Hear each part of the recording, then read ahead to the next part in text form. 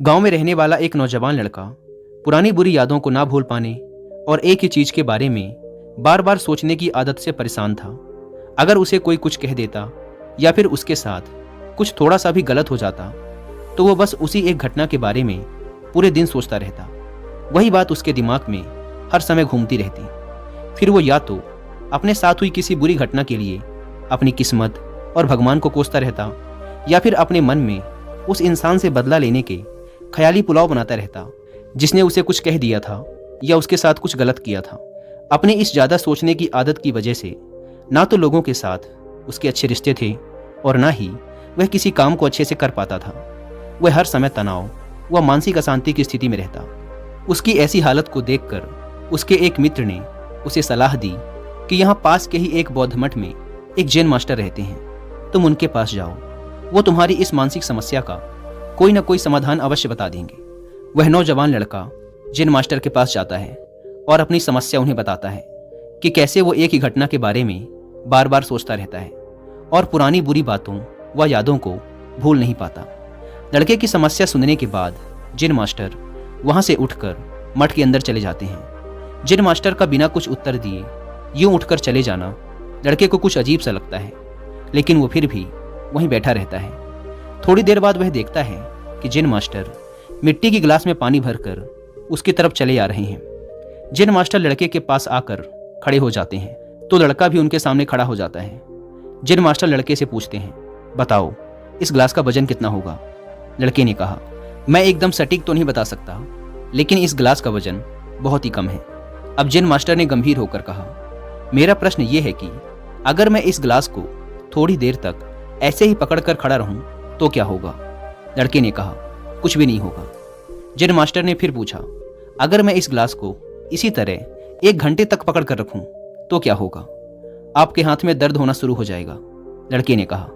Jain master ने फिर प्रश्न किया, अगर मैं इस गिलास को ठीक इसी तरह पूरे दिन पकड़ कर रखूं तब क्या होगा? आपके हाथ में बहुत ही भयंकर दर्द होना शुरू हो जाएगा। आपका हाथ सुन्न भी हो सकता है, आपके मांसपेशियों में भारी तनाव आ सकता है और यहाँ तक कि आपके हाथ को लकवा भी मार सकता है। लड़के ने गंभीर शब्दों में कहा। जैन मास्टर ने कहा, बहुत बढ़िया, लेकिन क्या इस दौरान गिलास का वजन बदला? लड़के ने कहा, नहीं, वजन तो नहीं बढ़ा। तब भला हाथ में दर्द और मांसपेशियों में तनाव क्यों आया? जैन मास्टर ने पूछा। बहुत समय तक पकड़े रहने के कारण, लड़के ने जवाब दिया। जैन मास्टर ने फिर प्रश्न किया, अब इस दर्द से छुटकारा पाने के लिए मैं क्या करूं? गिलास को नीचे रख दीजिए। लड़के ने कहा। जैन मास्टर ने कहा, बिल्कुल सही, और जीवन की परेशानियां भी कुछ इसी तरह होती हैं। इन्हें कुछ देर तक अपने दिमाग में रखिए और लगेगा कि सब कुछ ठीक है। उनके बारे में ज़्यादा देर तक सोचिए और आपको पीड़ा होने लग जाएगी, और इन्हें और भी देर तक अपने दिमाग में रखिए, फिर ये आपको अशांत व पागल करने लग जाएंगी और आप कुछ भी नहीं कर पाएंगे। जैन मास्टर ने लड़के की तरफ इशारा करते हुए कहा, अपने जीवन की पिछली गलतियों और घटनाओं के बारे में सोचना जरूरी है, लेकिन उससे भी ज़्यादा जरूरी है उनसे सीखकर आगे बढ़ना।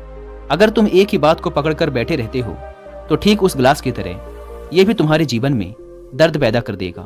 अगर तुम आज अपने अतीत को लेकर बैठे रहते हो तो ये आज भी तुम्हारे हाथ से निकल जाएगा और फिर तुम भविष्य में इसके लिए पश्चाताप करोगे। तुम अपने अतीत के लिए जैसा इंसान बनना चाहते हो या फिर जिन गलतियों के लिए पश्चाताप कर रहे हो, तो तुम आज से ही वैसा इंसान बनने का प्रयास करो और कोशिश करो कि आज तुम वैसी गलतियां ना करो जिसके लिए तुम्हें भविष्य में पछताना पड़े। इसलिए चिंता करना बंद करो और अपने आज के कर्मों पर ध्यान दो, क्योंकि चिंता व्यक्ति को उसकी चिता तक ले जाती है। दोस्तों, चिंता करने की आदत को छोड़कर एक खुशहाल जीवन कैसे जिया जाए, इस पर विश्व प्रसिद्ध लेखक डेल कार्नेगी ने एक बहुत ही अच्छी किताब लिखी है जिसका नाम है how to stop worrying and start living, यानी चिंता छोड़ो, सुख से जियो। अब तक 10 मिलियन से ज़्यादा लोग इस किताब को पढ़ चुके हैं, और अगर आपके पास इसे पढ़ने का टाइम नहीं है तो आप हिंदी में इस पूरी किताब को सुन भी सकते हैं कुकू एफएम ऐप पर। इस किताब में चिंता करने की आदत से छुटकारा पाने के कई सारे तरीके बताए गए हैं।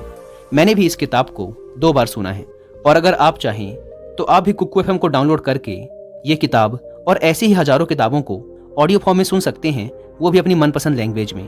कुकू एफएम, जो कि इंडिया का सबसे बड़ा ऑडियो बुक प्लेटफॉर्म है, उसके पूरे साल भर का सब्सक्रिप्शन पड़ता है सिर्फ 399 रुपीज़ का, लेकिन इसमें भी आप 200 रुपये बचा सकते हैं अगर आप यूज़ करते हैं कूपन कोड WI200, और आपको इसका ईयरली सब्सक्रिप्शन पड़ेगा 399 की बजाय सिर्फ ₹199 में। लेकिन जल्दी कीजिएगा क्योंकि यह ऑफर सिर्फ पहले 250 यूजर्स को ही मिल पाता है।